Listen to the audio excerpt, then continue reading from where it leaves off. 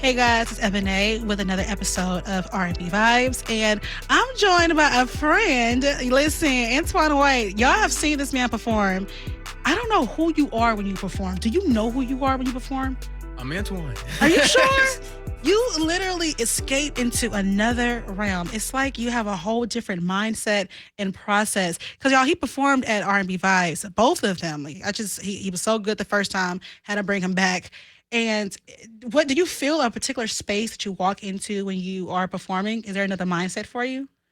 I feel like whenever I walk into the room, I need to be just the best version of myself. Mm-hmm. Just make sure I'm confident before I get there, pray before I get there, make sure I, got all my stuff together. Sometimes I mess around and be a little late trying to get myself together.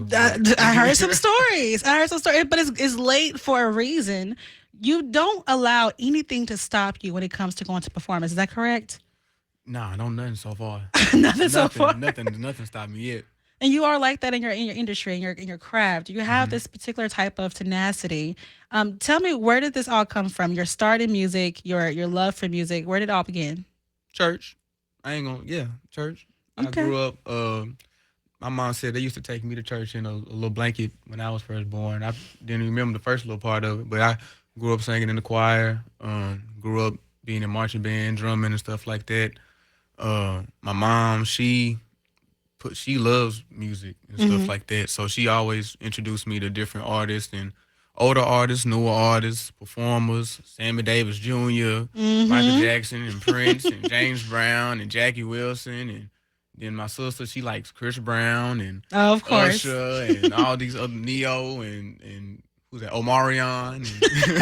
And Okay. Well, let me ask you, when was it that moment for you? When was the moment for you when you said, I actually want to take this and make it a career? I want to go into this industry. I think I was like 19, 18, 19. Mm-hmm. I just came out with my first song. I didn't know if I really wanted to take music that serious or not.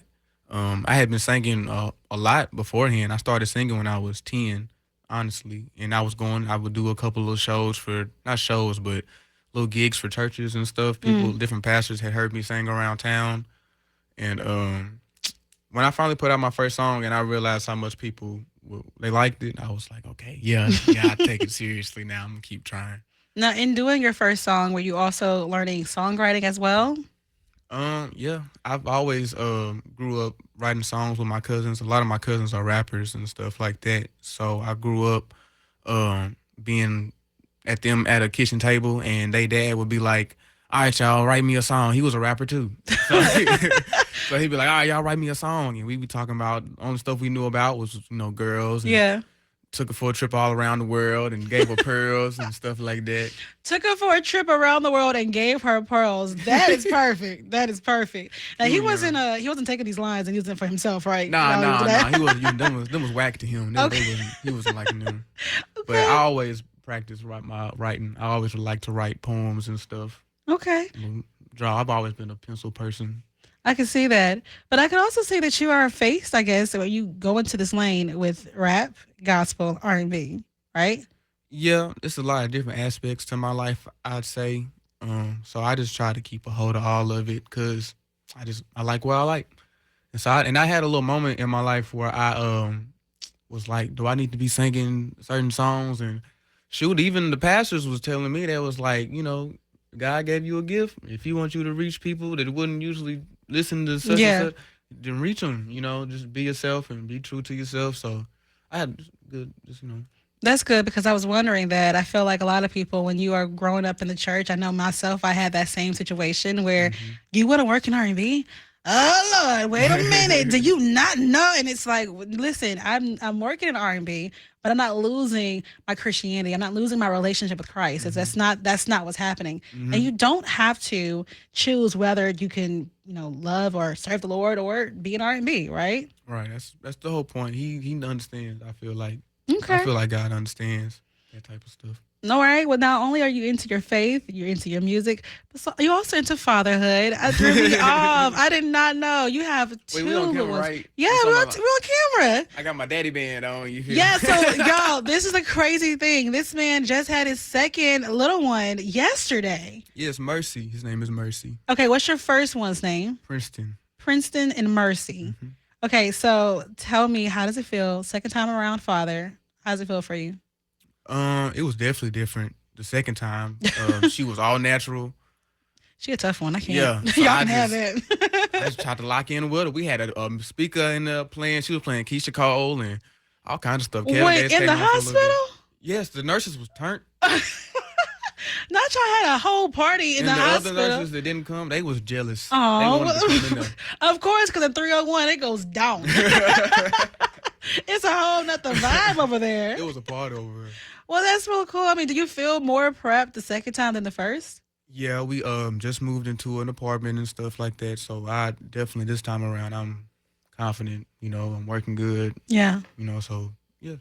Well, tell me, how does fatherhood play into the music aspect? It plays a lot into it because now I have to prioritize my time better. Yeah. So it plays a lot into it. But shoot, I can see myself writing a song about the boys here soon.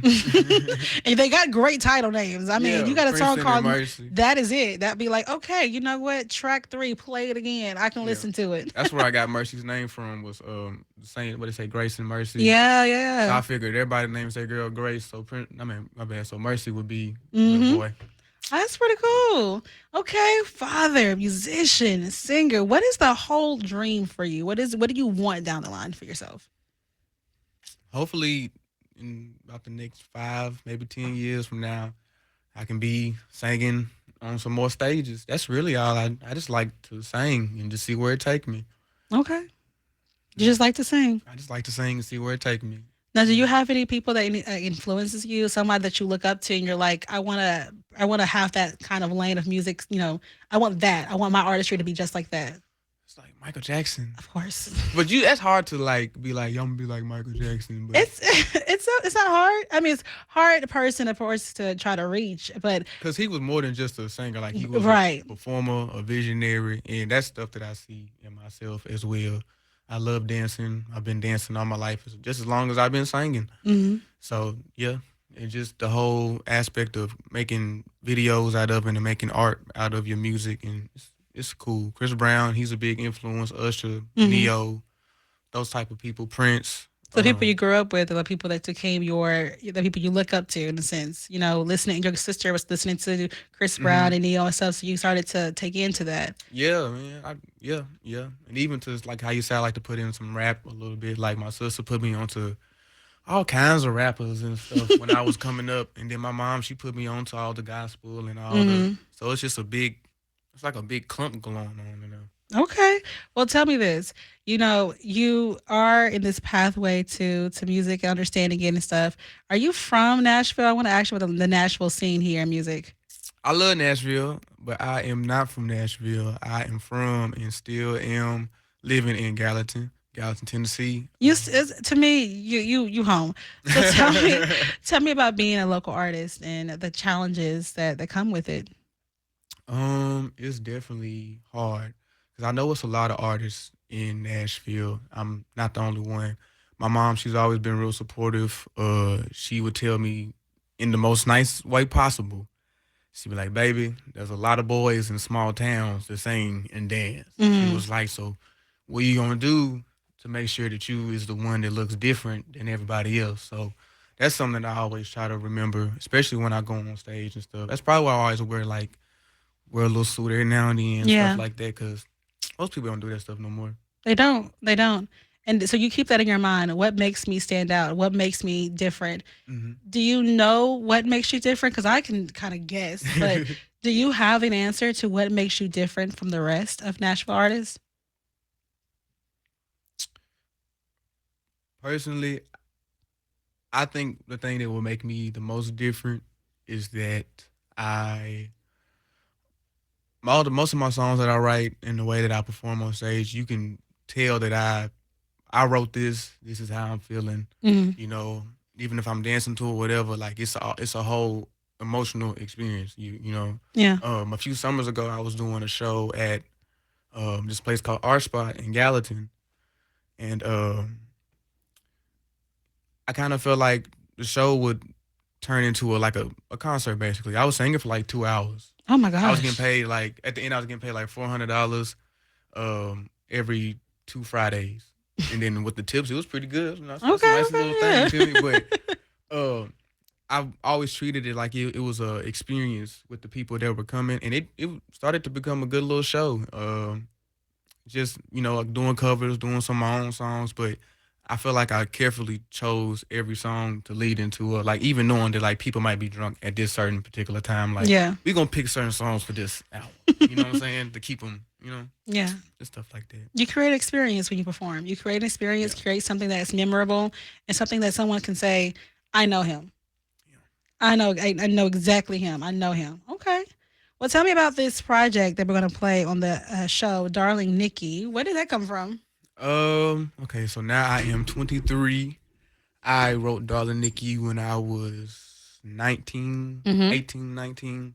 It was like I was going to a community college at the time, and me and my cousin they had like a little studio over there. We were going there for music engineering, and we were just writing stuff. And I think I might have just been talking to this girl at the time, had me feeling some type of way. I don't know, and I think that's just what it turned into. It had originally it had a whole different beat, whole Mm-hmm. different chorus, and I talked to my cousin. He helped me out with the chorus for a little bit, and it just kind of turned into this whole different, new beat, all this stuff, and then it's turned to its own thing. It's a vibe. It's a vibe. It is a vibe. We recorded it at my our friend's house. His name is Brian. We call him Dub. He owns Soundproof Studios. In case anybody wants to know if they like the song and like how it sounds, he's the one who did the mixing and stuff. We recorded it at his house. Um, yeah, it's just an experience. I love the song, to be honest. I'm excited for our listeners to listen to it because, of course, you performed it at the second kickback that we did. You performed at the first one too, right? Mhm. Yeah, it was right. All right, great. So I know our listeners are going to tap into it. They're going to love it. What do you hope someone takes away from you? If they are first now meeting you, learning you, what do you hope they take away from you as an artist? Just keep trying. Cause personally, I'm thinking this interview is not supposed to happen till you know Yeah. So like I'm thinking, I don't know what I'm thinking. To be honest, I'm just happy to be here. You know what I'm saying? Like you just gotta take it all with a grain of salt, man. Some bad things happen, good things happen. Just keep faith in what you're doing. Keep people around you that's not no yes men. People that's gonna tell you like, nah, bro, that's not what you need to do. Yeah. Try to have some people like that around you. Like Trin, Mm-hmm. probably one of the best things ever happened to me. She don't even know. I she be on me, and I need that though. People need that. Yeah, And your manager, Trinity, is amazing. I feel mm, like she's such a goal oriented person. Definitely a manager that's going to care for her artists, go all out for her artists. yes, And shout that's out what you three need. P, three Yes. P Entertainment. It's hard doing a startup kind of, company, but when it works and you got the good people behind you, it works. So I'm glad that you guys have teamed up. Y'all still taking in artists, or what is do you know?